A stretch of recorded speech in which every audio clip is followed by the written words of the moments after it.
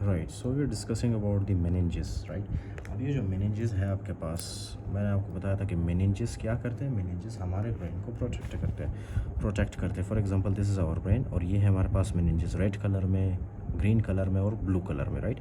These three are meninges, fine. सबसे पहला वाला कौन सा है, सबसे मतलब जो कि ब्रेन के साथ अटैच है, right, that is called is the pia mater. अब उसके बाद ये जो आपको नज़र आ रहा है, राइट, रेड कलर के बाहर वाला, ये जो आपको नज़र आ रहा है ग्रीन कलर में, this is called as your arachnoid mater, right.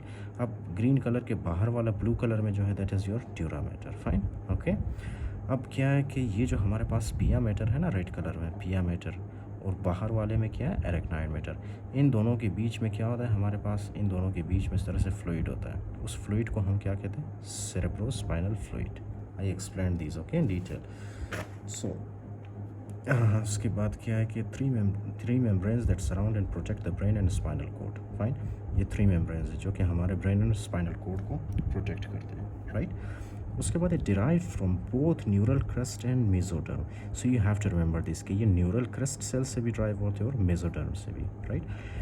पहला वाला है हमारे पास dura mater, thick outer layer closest to the skull. Second one is the arachnoid matter. Middle layer contains wave-like connections. Third one is the pia matter, which is thin, fibrous inner layer that firmly adheres to brain and spinal cord. Right? CSF flows in the subarachnoid space located between arachnoid and pia matter. Right? For example, this is your pia matter and this is your arachnid mater, right. अब arachnid matter के नीचे वाले हिस्से को हम क्या कहेंगे, सब एरेक्नाइड स्पेस, ओके। अब सब एरेक्नाइड स्पेस में क्या है हमारे पास, CSF, सेरेब्रोस्पाइनल फ्लूइड, राइट। फिर उससे नीचे क्या है हमारे पास, पाया matter. Simple, I explain them okay in detail. Epidural space, potential space between dura mater and skull or vertebral column containing fat and blood vessels.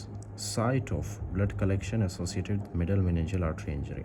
इसमें क्या, what are they for example asking us or what are they telling us, right? I will tell you here.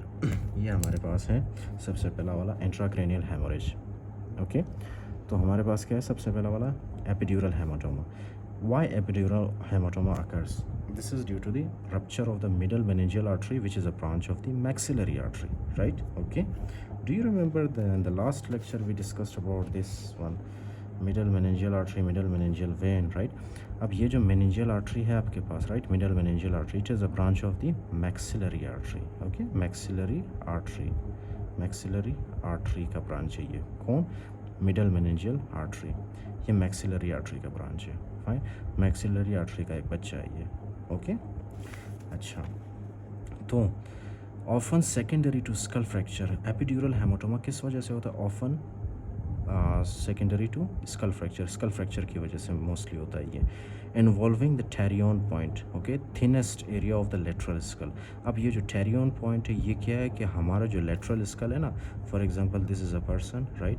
अब ये जो इसका lateral school है, right, इसका sir तो school से बना होता है ना ये जो इसका लेटरल वाला एरिया है ना, लेटरल स्कल, यहाँ पे एक पॉइंट होता है जिसको हम क्या कहते हैं, टेरियन पॉइंट, ओके, टेरियन पॉइंट। अब ये टेरियन पॉइंट है ना, ये सबसे क्या है, ये सबसे जो है थिनेस्ट पॉइंट है, सबसे नाजुक पार्ट है ये, ओके। स्कल का सबसे नाजुक तरीन पार्ट है ये स्कल का, तो इसीलिए अगर कोई यहाँ पे हिट करे so that will lead to the injury of the skull, okay. और वहाँ पे बोन फ्रैक्चर होगा, बोन फ्रैक्चर होने की वजह से ये जो हमारे पास मिडल मेनिंजियल आर्टरी है ना, दिस विल रप्चर, और ये क्या करेगा, ब्लड रिलीज करेगा वहाँ पे, and that will lead to epidural haematoma, okay. So might present with transient loss of consciousness and then again recovery, right. फिर उसके बाद है ल्यूसिड इंटरवल। ल्यूसिड इंटरवल क्या है कि आई एक्सप्लेन दिस, ओके। उसमें पहले क्या होता था, ट्रांजिएंट लॉस ऑफ कॉन्शियसनेस, फिर रिकवरी, फिर उसके बाद rapid deterioration due to haematoma expansion. तो जैसे जैसे हेमाटोमा ज़्यादा होता जाता है, कि फ़र्स्ट ऑफ ऑल ये हेमाटोमा कितना है, इतना सा है, छोटा सा है, राइट। लेकिन अगर आपने ट्रीट नहीं किया उसको तो वो इतना बड़ा होगा, फिर उसके बाद इतना बड़ा, फिर उसके बाद ये इतना ज़्यादा बड़ा होगा, राइट। तो विथ टाइम जैसे जैसे वो बड़ा होता जाता है वैसे वैसे जो है हम क्या देखेंगे, पेशेंट के सिम्टम्स बढ़ते जाएंगे, okay, that they will deteriorate, fine. So scalp haematoma and rapid intracranial expansion under systemic arterial pressure, transtentorial herniation, third cranial nerve palsy. You have to remember these and you have to remember CT scan के CT scan में आपको क्या मिलता है, leave the rest of the things, okay. You have to remember कि इसमें third nerve palsy और दूसरा क्या है हमारे पास, सीटी स्कैन में हमें क्या मिलता है, biconvex hyperdense blood collection. Okay, you have to remember this, biconvex हमें मिलता है। बाई कन्वेक्स का मतलब क्या है, बाई कन्वेक्स का मतलब है, for example you can see in this picture, right, this is biconvex. Okay, this is biconvex. Can you see, ये कुछ इस तरह से है आपके पास, इस तरह से, इस तरह से, राइट, इस तरह से। इसके अंदर क्या है, इस तरह से ब्लड कलेक्शन है। This is called as the biconvex. तो अगर आपको सीटी स्कैन के अंदर ये चीज़ मिले ना, so you have to immediately think of the epidural haematoma. Can you see here, ये इसका सीटी स्कैन है, यहाँ पे भी ये कुछ इस तरह है, फिर उसके बाद ये इस तरह है, right. So this is the biconvex shape. Biconvex shape जैसे ही आपको मिले, you have to think of epidural haematoma, right. और ये आपको क्या मिलेगा, ये आपको हाइपर डेंस नज़र आएगा, hyper dense, which is not crossing suture line. I explain this if you remember कि ये जो होता है हमारे पास, यहाँ पे क्या होता है, एपिड्यूरल या ड्यूरामेटर का एक ऐसा हिस्सा होता है हमारे ब्रेन के अंदर जो कि बिल्कुल हमारे बोन के साथ टाइटली अटैच है, and that area is called as the suture, और या that is called as the suture, fine.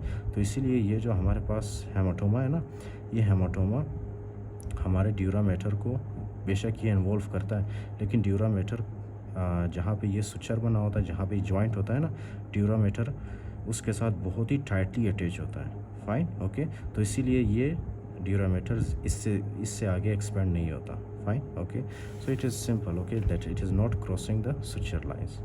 So this is about the epidural hematoma. In the next lecture, I will tell you about the subdural hematoma. कि subdural hematoma होता क्या है? Do you know this MCQ?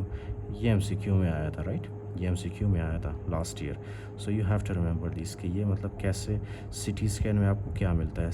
Epidural hematoma के CT scan में आपको क्या मिलता है? Biconvex shape. Okay? The most important points here, एक तो ये आपके पास सीटी स्कैन में क्या मिलता है, दूसरा है आपके पास lucid interval, and the third one is the middle meningeal artery. Okay, अगर आपने मतलब it's okay if you just forget all of them, but you don't have to forget these 3 points. The first one is middle meningeal artery, the second one is the lucid interval, the third one is the biconvex shape. Okay, biconvex shape. If you remember these 3 things, that is more than enough, right?